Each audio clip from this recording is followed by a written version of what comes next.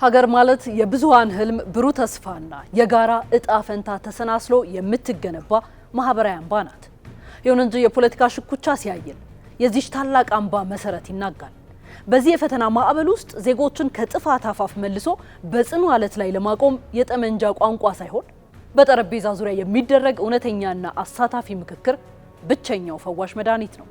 በማንኛውም ማህበረሰብ ውስጥ የሐሳብ፣ የእምነት፣ የባህልና የፍላጎት ልዩነቶች መኖራቸው ተፈጥሯዊ ነው።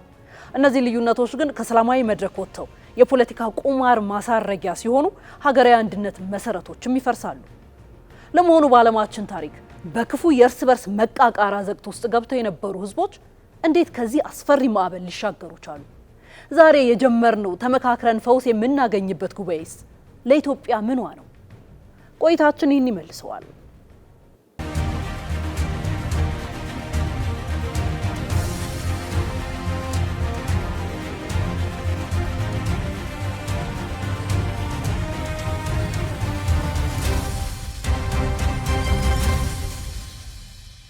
የዓለማችን ታሪክ ጦርነት የመጨረሻው ቃል እንዳልሆነ በግልጽ ይነግረናል።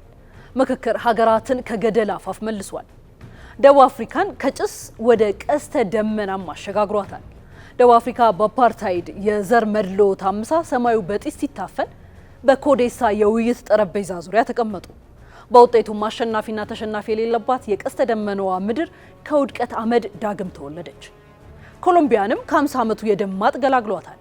ከግማሽ ምዕት ዓመት በላይ የዘለቀና ከ220 ሺህ በላይ ንጹሃን በጦርነት የማገደ እልቂት በሃቫናው ምክክር በሰላም ተቋጭቷል። እናትና አባቶች እንባቸውን እያፈሰሱ ገዳዮቻቸውን ይቅራሉ።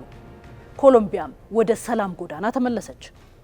ቱኒዚያ በአረብ ጸደይ ማዕበል ክፉኛ ተመታ ወደ አስከፊ የፖለቲካ ዘቅት ገባች። በዚህ የጭንቀት ሰዓት የሲቪል ማህበረሰብ ተቋማት ብድግ አሉ። ፖለቲከኞቹን በአንድ ጠረጴዛ ዙሪያ ማስቀመጡ። ስምምነት ላይ ሳትደርሱ ከክፍሉ አትወጡም አሏቸው። አስገዳጅ ግን ሀገርን ወዳድ አሰራር። ቱኒዚያ ሳትፈራርስ በአዲስ ዲሞክራሲ ላይ ጸንታ ቆመች። በኔፓል 10 ዓመት የፈጀ የእርስ በርስ ጦርነት ምድሪቱ የደም አውድማ አደረጋት። ሆኖም የኔፓል ልጆች ነቁ። ጠመንጃ ሰላም አያመጣም አሉ። ታጣቂዎች መሳሪያ ጥለው ወደ ምክክር ማዕድ መጡ። ኔፓል ሰላሟን ያረጋገጠች ፌዴራል ሪፐብሊክ ሆና አንጸባራቂ ታሪክ ጻፈች። የኢትዮጵያ ዕጣ ፈንታ ከነዚህ ታሪኮች ምን እንማራለን? ለዘመናት የተጠራቀሙ ቁስሎች ያሏት ኢትዮጵያ ዛሬ ላይ የጀመረችው ሀገራዊ ምክክር ሂደት እጅግ ወሳኝ ነው። በታሪክ አተረጓጎም በፍትሃዊ ተጠቃሚነትና በስልጣን ዙሪያ ስር የሰደዱ ልዩነቶች አሉ። እነዚህ ልዩነቶችን በውይይት ባለመፈታታቸው ንጹሃንን ቀጥፈዋል፣ ሚሊዮኖችን አፈናቅለዋል። መፍትሄው አሁን ነው። የጠመንጃ ቋንቋ በምክክር ቁስልን በውይይት የጀመርነው ሀገራዊ የምክክር ማዕድ የነገዋን ኢትዮጵያ ብሩህ ዕጣ ፈንታ የሚወስን ታሪካዊ ምዕራፍ ነው። ኢትዮጵያ በምክክር የምትጸና ሀገር ናት። በምክክር የምትጸና ሀገር ማለት በልዩነቶቿ የማትፈርስ ይልቁንም በሀሳብ ብዝሃነት የምትደምቅ ማለት ነው። በመሳሪያ አፈሙዝ ሳይሆን በጠረጴዛ ዙሪያ በሚደረግ የልብ ውይይት መሰረቷን ይበልጥ የምታጠነክር የጋራ ቤት ማለት ነው።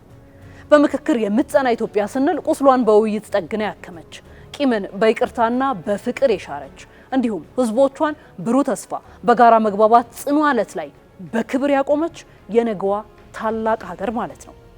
ምክክር የሀገር ዋልታ፣ መደማመጥ ደግሞ የኢትዮጵያዊነት ጽኑ ሀገር ነው። ኢትዮጵያ ይህንን ሂደት በተሳካ ሁኔታ ተሻግራ የበለጸገች ምድር እንደምትሆን ጥርጥር የለውም።